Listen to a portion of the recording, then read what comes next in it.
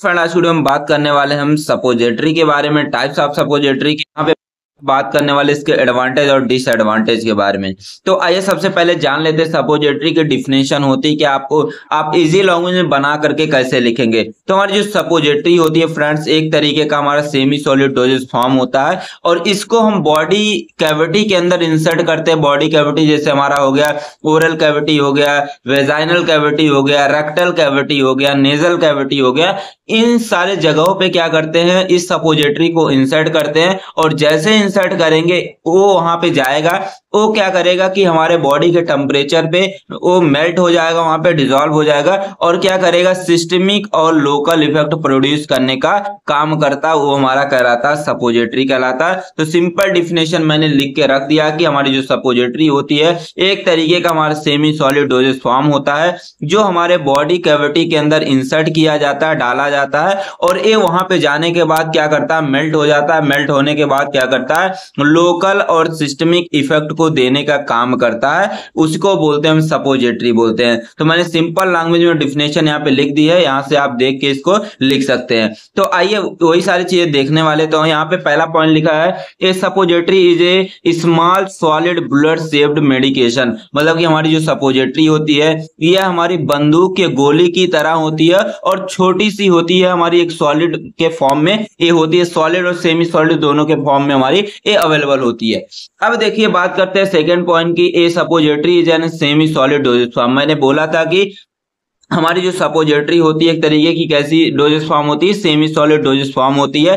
Form use to deliver of drug by insert into the body cavity. मतलब इसको क्या करते हैं, बॉडी कैविटी के अंदर इंसर्ट कर देते हैं, उसको डाल देते हैं बॉडी कैविटी के अंदर। जैसे बॉडी कैविटी हो गया, रेक्टम हो गया, वेजाइना हो गया, ईयर हो गया, नोज हो गया, इन सारे जगहों पे क्या करते हैं, इस सपोजिटरी को इंसर्ट कर देते हैं। अब लिखा वेयर दे डिसॉल्व और melt release API for local और सिस्टमिक इफेक्ट। अब हमारी जो सपोजिटरी है वो क्या करेगी, हमारे बॉडी के टेम्परेचर पर डिसॉल्व होगी या मेल्ट होगी और वहां से क्या होगा, उस सपोजिटरी के अंदर से हमारी जो ड्रग है वो रिलीज होगी और क्या करेगी, लोकल और सिस्टमिक इफेक्ट को प्रोड्यूस करेगी। समझ गए डिफिनेशन।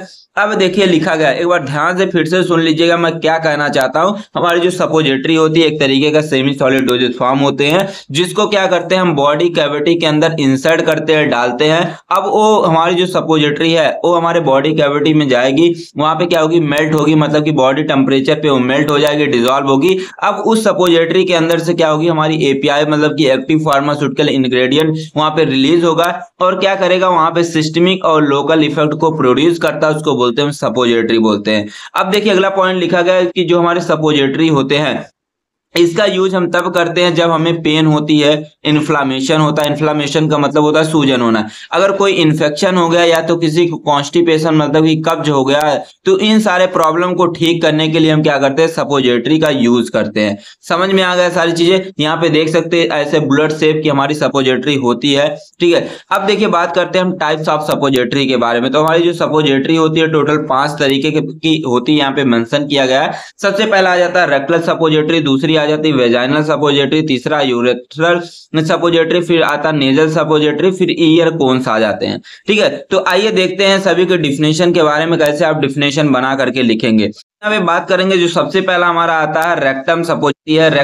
रेक्टल जो सपोजिटरी होती है एक ऐसी सपोजिटरी होती है जिसको हम रेक्टम के अंदर इंसर्ट करते हैं, उसको बोलते हैं हम रेक्टल सपोजिटरी बोलते हैं। तो आइए डायग्राम से समझते हैं। यहाँ पे देख सकते हैं ये हमारा हो गया एनस हो गया, एनस के आगे वाली जो एरिया होती है उसको बोलते हैं रेक्टम बोलते हैं। अब उस रेक्टम के अंदर अगर कोई भी प्रॉब्लम्स हो जाते हैं, जैसे मान लीजिए अगर किसी को कॉन्स्टिपेशन हो गया है, तो कॉन्स्टिपेशन को ट्रीट करने के लिए क्या डालेंगे, यहाँ पे हम डाल देते हैं रेक्टल सपोजिटरी डाल देते हैं। अब रेक्टल सपोजिटरी यहाँ पे क्या होगी, हमारे बॉडी का टेम्परेचर मतलब कि 37 डिग्री सेल्सियस हमारे जो बॉडी का टेम्परेचर होगा उस टेम्परेचर पे यहाँ पे मेल्ट हो जाएगी और उस सपोजिटरी के अंदर से क्या होगा, ड्रग इस तरीके से रिलीज होगी और क्या करेगी, कॉन्स्टिपेशन को ठीक कर देती है। ये हमारी कहलाती है रेक्टल सपोजिटरी कहलाती है। तो यहाँ पे वही सारी चीजें यहाँ पे लिखी गई है कि रेक्टल सपोजिटरी एक ऐसी सपोजिटरी होती है जो हमारे रेक्टम में इंसर्ट किया जाता है और इसका यूज तब करते हैं जब किसी भी व्यक्ति को कॉन्स्टिपेशन मतलब कि कब्ज हो जाता है, उसको ठीक करने के लिए करते हैं, या किसी भी व्यक्ति के अगर जो प्रोस्टेट ग्लैंड होती है उसमें कोई प्रॉब्लम मतलब कि इशू हो जाते हैं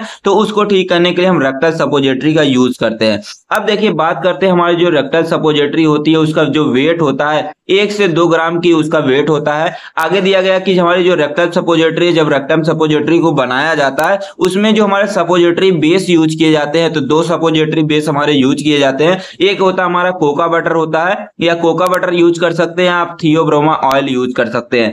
आगे जो वीडियो होने वाली है इसी पे होने वाली है और वेरी इंपॉर्टेंट एग्जाम में ये आता है, 7 नंबर में पूछा जाता है सपोजिटरी बेस होते क्या है। ठीक है, अब देखिए बात करते हैं जो हमारा रेक्टल सपोजिटरी होता है ये हमारा जो होता है टैपर्ड शेप में, या बोल सकते हैं कोन शेप में, इस तरीके से कोन शेप में हमारा ये पाया जाता है, मतलब कि इसका शेप इस आकार का होता है।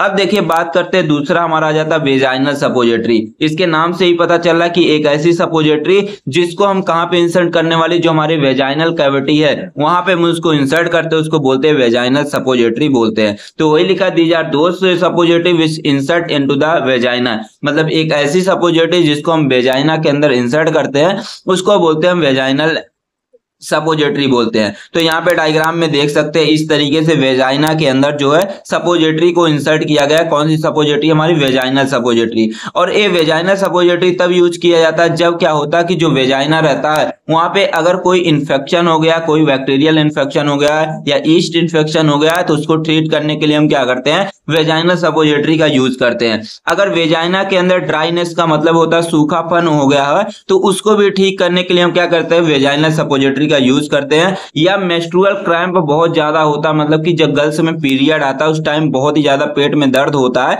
तो उस टाइम भी हम क्या करते हैं, वेजाइनल सपोजिटरीज का यूज करते हैं, इस तरीके से इंसर्ट करके। जब यहाँ पे इंसर्ट कर देते हैं तो यहाँ पे क्या होता है, जाने के बाद हमारी जो सपोजिटरी है ये बॉडी टेम्परेचर पे मेल्ट हो जाती है और उस सपोजिटरी के अंदर से हमारी जो ड्रग है वो रिलीज हो जाती है और क्या करती है, जो वेजाइनल इन्फेक्शन होते हैं या वेजाइनल ड्राइनेस होता है या मेंस्ट्रुअल क्रैम्प होता है उसको क्या करता है, ठीक करने का काम करता है। अब देखिए बात करते हैं इसके वेट की। हमारी जो वेजाइनल सपोजिटरी होता है इसका जो वेट होता है 3 से 5 ग्राम की हमारी उसका वेट होता है। और इसमें हमारा जो यूज किया जाता है, हमारा जो बेस यूज किया जाता है, सपोजिटरी जो बेस यूज किया जाता है उसका नाम है पीईजी, जिसको बोलते हैं पॉली एथाइलिन ग्लाइकॉल। ये हमारा यूज किया जाता है एज ए सपोजिटरी बेस के रूप में इसका यूज किया जाता है। अब देखिए बात करते हैं ये हमारा जो वेजाइनल सपोजिटरी होता है इसका जो शेप होता है रॉड शेप का होता है, रॉड शेप का होता है या तो हमारा कोनिकल शेप इसका आकार मतलब होता है। अब देखिए बात करते हैं अगले पार्ट की, तो इसमें हमारा आ जाता है यूरेथ्रल सपोजिटरी।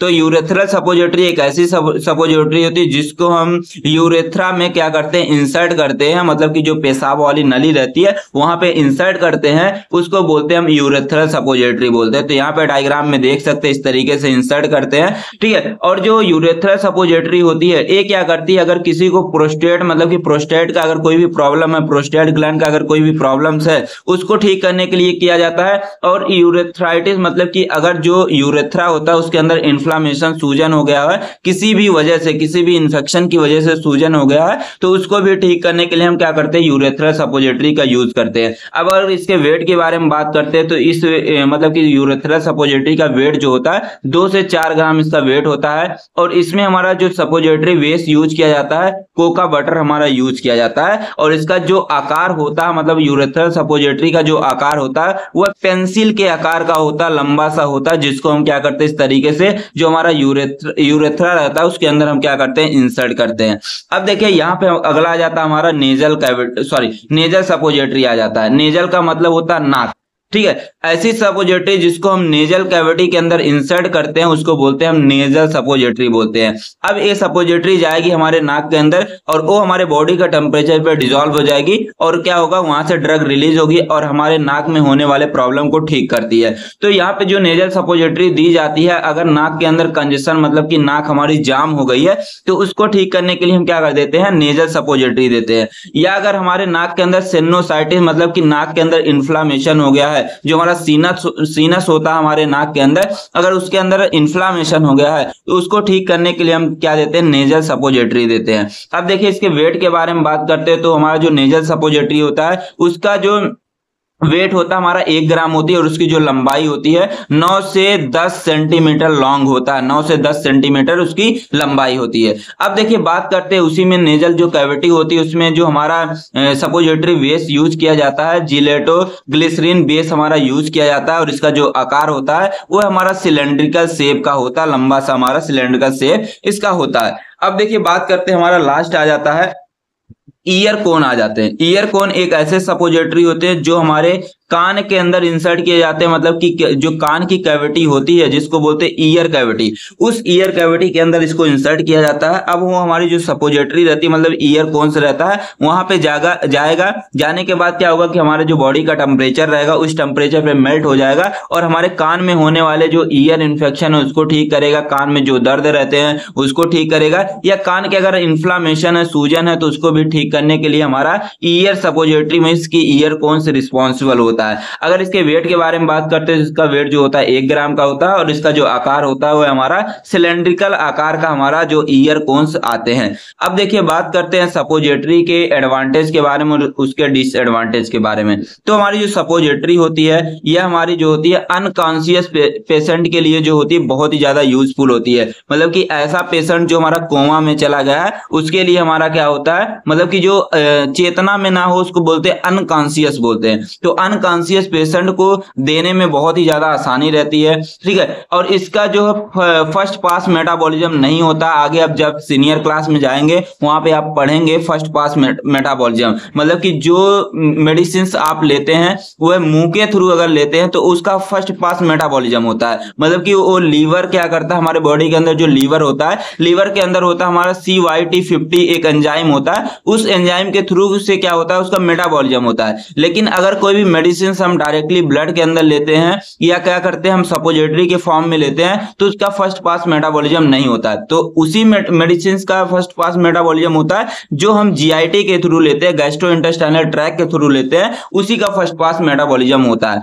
अब देखिए अगला पॉइंट लिखा गया कि हमारे जो सपोजिटरी होते हैं ये हमारे बच्चों के लिए क्या होते हैं, बहुत ही सुटेबल होते हैं और जो ओल्ड पेशेंट होते हैं उनके लिए भी क्या होते हैं, बहुत ही सुटेबल होते हैं। क्यों होते हैं, क्योंकि अगर बच्चे जो हैं टेबलेट लेते हैं टेबलेट को ले नहीं पाएंगे, बूढ़े व्यक्ति है तो बूढ़े व्यक्ति भी टेबलेट को नहीं ले पाएंगे, तो उनके लिए सपोजिटरीज क्या होती है, बेस्ट होती है। अगला दिया गया कि हमारी जो सपोजिटरी होती है इसमें साइड इफेक्ट के जो चांसेस रहते हैं बहुत ही कम रहते हैं। अगला लिखा गया यहाँ पे melt at the body temperature, मतलब कि जो सपोजिटरी होती है वो हमारे बॉडी टेम्परेचर मतलब कि 37 डिग्री सेल्सियस जो हमारा बॉडी का टेम्परेचर होता है उसी टेम्परेचर पे क्या होते हैं वो मेल्ट हो जाते हैं। मेल्ट होने के बाद जो ड्रग होती है वो हमारे सपोजिटरी के अंदर से रिलीज होगी और क्या करेगी, अपना लोकल और सिस्टमिक इफेक्ट देती है। अगला दिया गया कि प्रोवाइड प्रोलॉन्ग एक्शन, मतलब कि जो सपोजिटरी होती है उसमें जो दवा होती है, जो मतलब कि जो हमारा API होता है मींस की जो ड्रग होती है वो हमारी धीरे धीरे और लंबे समय तक रिलीज होती रहती है और लंबे समय तक क्या करती रहती है, अपना एक्शन को शो करती रहती है। तो प्रोलॉन्ग का मतलब होता है लंबे समय तक।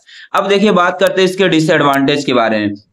हमारी जो सपोजिटरी होती है वह बहुत ही ज्यादा एक्सपेंसिव होती है, ठीक है, किसके कंपेयर में, टेबलेट के, मतलब कि टेबलेट को बनाने में कम पैसे लगते हैं लेकिन अगर हम सपोजिटरी बना रहे हैं उसको बनाने में हमें ज्यादा पैसे लगते हैं, ठीक है। अब दिया गया है need to store it at low temperature, मतलब कि जब सपोजिटरी को स्टोर किया जाता है उसको ऐसे टेम्परेचर पे स्टोर किया जाता है कि जहां पे टेम्परेचर कम हो, मतलब कि रूम टेम्परेचर, मान लीजिए अगर रूम टेम्परेचर पर रख दिए तब तो ठीक है, अगर 37 डिग्री से ज्यादा टेम्परेचर हो वो क्या हो जाएगा, अगर उसको स्टोर करते हैं तो वहीं पे मेल्ट हो जाएगा, अब बॉडी में जाने की उसकी जरूरत ही ना है। तो हमेशा ही जो सपोजिटरी होती है उसको लो टेम्परेचर पर स्टोर करके रखा जाता है। अगला लिखा गया कि फील अनकंफर्टेबल, मतलब कि मान लीजिए कि अगर किसी के बॉडी के अंदर रेक्टल सपोजिटरी या नेजल सपोजिटरी या वेजाइनल सपोजिटरी या तो ईयर सपोजिटरी लगाया जाता है, डाला जाता है, तो क्या होता है कि जो पेशेंट होता है उसको बार बार अनकंफर्टेबल फील होता है, उसको अच्छा फील नहीं होता है। तो ये हो गया इसके डिसएडवांटेज के बारे में। अगली जो वीडियो होने वाली है सपोजिटरी वेस्ट के बारे में होने जो वेरी इंपॉर्टेंट है, सुपर डुपर बहुत ही